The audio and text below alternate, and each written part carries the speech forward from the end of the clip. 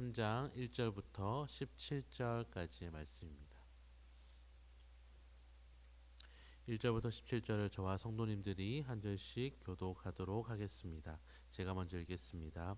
솔로몬이 예루살렘 모리아 산에 여호와의 전 건축하기를 시작하니 그곳은 전에 여호와께서 그의 아버지 다윗에게 나타나신 곳이요 여부스 사람 오르난의 타작마당에 다윗이 정한 곳이라. 왕위에 오른 지 넷째 둘째 날 건축을 시작하였더라. 솔로몬이 하나님의 전을 위하여 놓은 지대는 이러하니 옛날에 쓰던 자로 길이가 60규빗이요 너비가 20규빗이며 있는 낭실의 길이가 성전의 너비와 같이 20규빗이요 높이가 120규빗이니 안에는 순금으로 입혔으며 그 대전 천장은 잣나무로 만들고 또 순금으로 입히고 그 위에 종려나무와 사슬 형상을 새겼고 화려하게 하였으며 그 금은 바로와임 금이며 또 금으로 성전과 그 들보와 문지방과 벽과 문짝에 입히고 벽에 그룹들을 아로 새겼더라.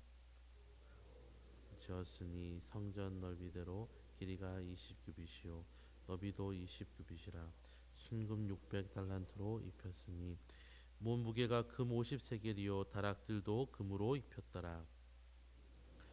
두 그룹의 형상을 새겨 만들어 금으로 입혔으니 두 그룹의 날개 길이가 모두 20규빗이라. 왼쪽 그룹의 한 날개는 5규빗이니 성전 벽에 닿았고 그 다른 날개도 5규빗이니 오른쪽 그룹의 날개에 닿았으며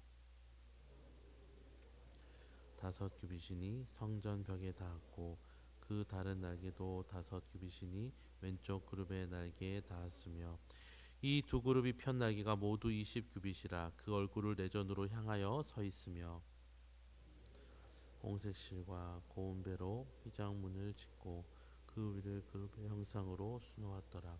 성전 앞에 기둥 둘을 만들었으니 높이가 35규빗이요 각 기둥 꼭대기의 머리가 5규빗이라. 만들어 그 기둥 머리에 두르고 성류 100개를 만들어 사슬에 함께 읽겠습니다.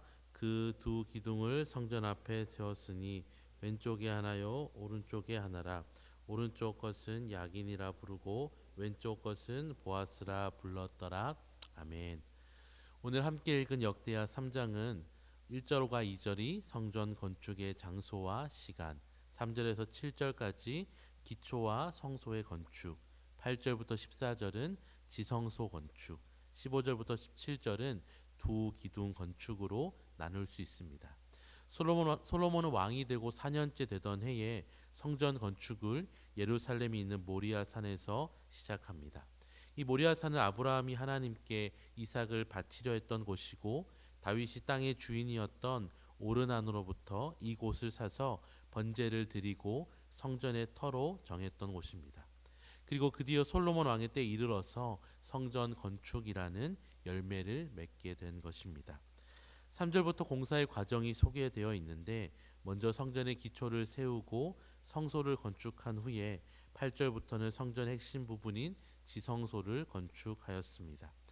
이 지성소는 정사각형 모양의 방입니다. 지성소 안에는 두 그룹을 만들어 놓았는데 여기에서 그룹은 천사를 의미합니다.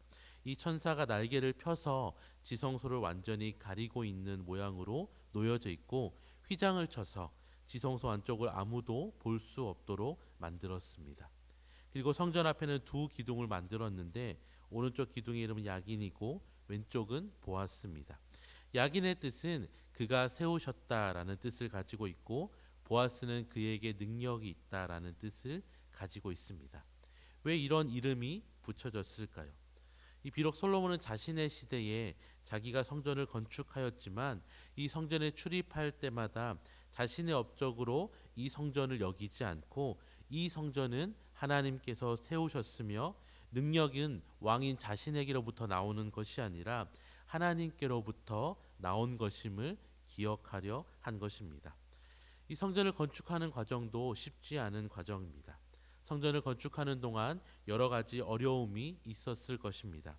하지만 진짜 어려움은 모든 것이 다 되어지고 난 이후에 그 모든 영광을 자신이 취하고 싶어지는 것이 진짜 어려움이며 유혹입니다. 이러한 유혹은 얼마나 큰지 이스라엘의 지도자였던 모세도 이러한 유혹을 이기지 못하고 무리바 반석에서 하나님의 명령이 아닌 자신의 마음대로 하여서 하나님의 거룩함을 온전히 나타내지 못하였고, 우사도 언약궤를 블레셋에서 다시 이스라엘로 옮기는 과정에서 많은 백성들 앞에서 자신을 드러내고 싶은 유혹을 이기지 못하고 흔들리는 언약궤를 잡았을 때에 하나님의 심판을 받게 되었습니다. 그렇게 솔로몬은 비록 자신의 시대에 이 모든 것을 이루었지만 많은 앞서간 사람들이 넘어진 이 교만의 유혹 앞에 넘어지지 않기 위해 야긴과 보아스의 두 기둥 사이로 다니며 날마다 모든 능력과 모든 성취는 하나님께로 나옴을 잊지 않으려 했던 것입니다. 사랑하는 성도 여러분, 이 교만의 유혹은 오늘날에도 여전히 강력하게 우리의 삶 속에서 우리를 유혹합니다. 우리의 삶에 고난과 어려움이 있을 때 우리는 하나님을 의지하고 겸손하게 우리를 돌아봅니다. 하지만 오히려 우리의 삶에 형통이 있고 우리의 삶에 무언가 대단한 것을 우리가 이루었을 때에 이 교만의 유혹은 슬그머니 우리의 마음속에 찾아와서 하나님 대신 내가 삶의 주인이 되어서 내 맘대로 내 뜻대로 하나님과 상관없는 삶을 살게 하는 것입니다. 그렇게 우리는 날마다 겸손하기 위하여서 하나님 앞에서 우리 자신을 돌아보아야 합니다. 우리가 오늘 함께 찬양한 가사처럼 이 쓸데없는 자에게 하나님의 은혜로 우리를 구속하셨고 믿음과 복을 주셔서 우리의 마음을 평안케 하시고 성령을 주셔서 예수 그리스도를 믿게 하시고 늘 보호하여 주심을 잊지 않을 때에 우리는 겸손하게 더욱 풍성하게 부으시는 하나님의 은혜를 경험하게 되는 것입니다.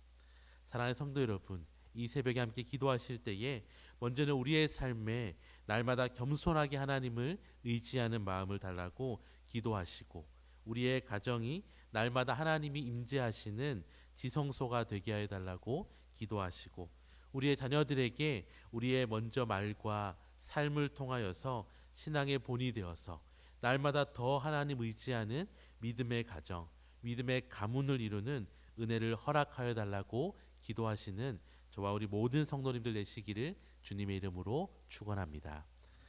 하나님 아버지, 쓸모없고 쓸데없는 우리에게 하나님의 은혜를 부어주셔서 하나님의 자녀 삼아주시고 하나님의 백성 되게 하여 주시니 감사합니다. 솔로몬이 날마다 겸손하기 위하여서 야긴과 보아스의 두 기둥을 세운 것처럼 우리의 삶에도 성령 하나님 우리의 삶을 붙들어 주셔서 날마다 겸손함으로 살아가며 우리의 가정 가운데 내가 또 겸손의 기둥이 되어서 우리의 가정과 우리의 교회가 겸손함 가운데 든든히 서갈 수 있도록 주님 우리를 사용하여 주시옵소서. 모든 것 의지하며 예수님의 이름으로 기도드립니다. 아멘.